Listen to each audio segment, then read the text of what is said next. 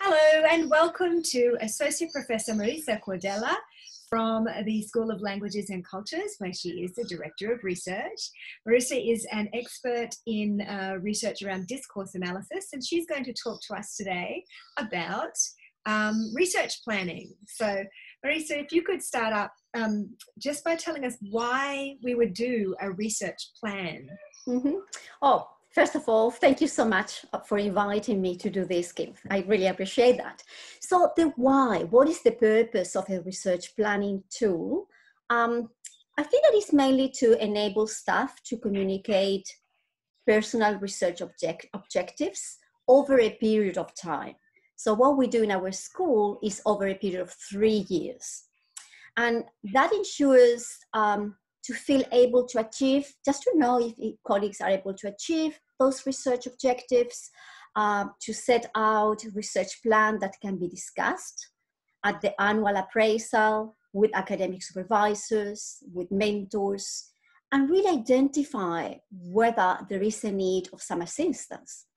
If something is needed, okay, for the colleagues to achieve their research plan. That's basically what actually is the purpose of the research plan. Have you always had one yourself, a research plan? I think that is inevitable. I think that we always actually write a research plan. I think that actually is something that makes us reflect where we are today, where we would like to be in the future, and how the past is helping us to be today and what we're doing in the future. So I think this actually is all the times are intermingled. But yes, as an academic, I think it's fundamental to really know where we're heading off. Without knowing that, then it's very difficult to plan. So yes, I think that actually that's something that you do from the first day that you start in academia, is really to identify where I would like to be in 3 years' time, in 5 years' time, how could I get there? You know, and then setting up, okay, step by step what you need to do. How do you do a research plan? How do you go about starting one? I think it's the objective first, really, is to outline the main objectives in the recent past and the main research priorities and objectives over the next 3 years. So explaining how what you are doing in the future really connects with what you have done in the past. I think that is the starting point. Okay, sometimes we develop different ideas. So sometimes we may start with one particular project 5 years ago and then start developing something that is very different in 5 years' time. And that's perfectly all right. The thing is that we all are expert in one particular field, and it's that field that actually shape and frame how we think, how we actually put projects together. So that is probably the starting point, to feel confident in what are the areas of your expertise, really to know where you will be heading off. And then to plan for outputs, okay? I think that the research plan has to have output. You know, I have to say, okay, well, at the end of this period, what I would like to do is to have this set of applications, okay, targeting high quality outlets, book publishers, just to really see how you're going to be achieving step by step, you know, and progressing in your academic career. All those factors are important. And really keeping in mind all the metrics that we use in the university, and keeping it, be strategic, you know. So sometimes, and this is something that I say to many of my mentees, okay, they say, oh, I'm, you know, writing this or that, and it's the best publisher, and that's fantastic. But in the meantime, you have to show that you have been publishing. So probably to diversify, you know what is a good article or a good book chapter or a good book, you know that. So target the best, you know, and then you can diversify what you are doing as well, so that you actually keep this pipeline of publications, you know, developing as well. Okay, so that is what I think is important. And while you do that, you apply for money to support your research. money, that's what we need. Okay, and then, well, internal grants, external grants, competitive grants. And there, to be honest, I think that is what is very important, is to have colleagues reading your grants applications. Okay, and to really have colleagues who can give you feedback. Okay, some Some of us can be good in one thing, but not good in others. And that's perfectly okay. But recognizing that, I think, is important, and getting feedback from colleagues, I think, is fundamental in whatever we do, okay, in academia. Yeah. So with the research plan, I mean, it sounds like everyone over in Languages and Cultures has one, which is sounds fantastic. But we've just been hit by a huge global crisis. We can't travel, we can't go to conferences, lots of people's field work is completely disrupted. So what do we do with our research plan at times like these? Well, at times like this, to be honest, sometimes we put it on hold.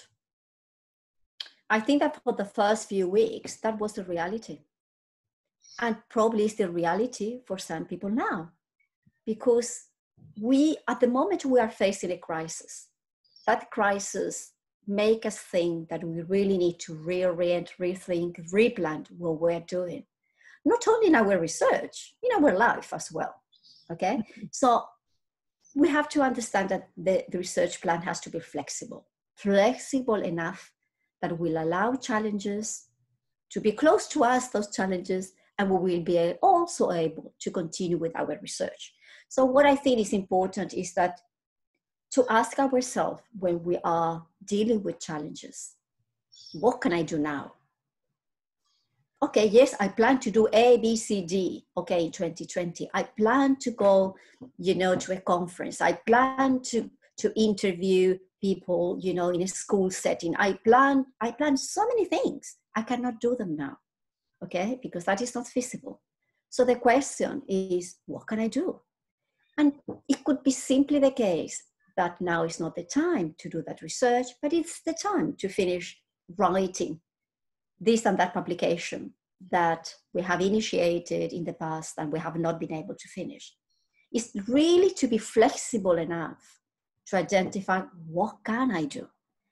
And I get that this is hard sometimes, and especially for ECRs. I mentor a number of them, and I know how difficult it is, because there is an assumption that we have to be good in everything. And doesn't matter what happened, we will need to keep performing. And I think that now we're dealing something that is so close to all of us. All of us are going through this, that it's okay not to perform at the level. And it's a good idea, okay, to record the impediments. And I think that's important that we do that. We really need to record what are the impediments, okay, on our research for all sort of documentation, the appraisal documentation, the confirmation, the promotion, grants application, so that we keep a record. Let's keep a record. Discuss what opportunities do we have, discuss with mentors, discuss with colleagues, okay, what can we do, okay? But I do think that this is an opportunity to really chat with colleagues and say, okay, what can we do? We're all going through the same, so what can we do at this stage, okay? And keep in mind that this is just transient. It won't be forever. We don't know how long, but it won't be forever, okay? We hope that we get the vaccine soon. But it's true, it won't be forever, But what I think is important, we always get challenges. In our career, we always will get challenges, okay? Different challenges. And then I think it's exactly the same approach. And it's to ask ourselves, what can we do? Okay, what can I do to keep progressing in my career? What can I do in the current situation? And how can I maximize, what I have? I may have data that I have not yet analyzed. I may have a paper that is not really done. I'm sure that all of us have something that we can really, utilize and keep working if we can, if it's feasible for us. And then keep talking to your mentor and colleagues, and because that is very important, to feel supported in an environment that is uncertain. So I think that is important that, colleagues and all of us feel supported in this current situation. Great. Thank you so much for your time, Marisa. My pleasure. I'll just turn off the recording now.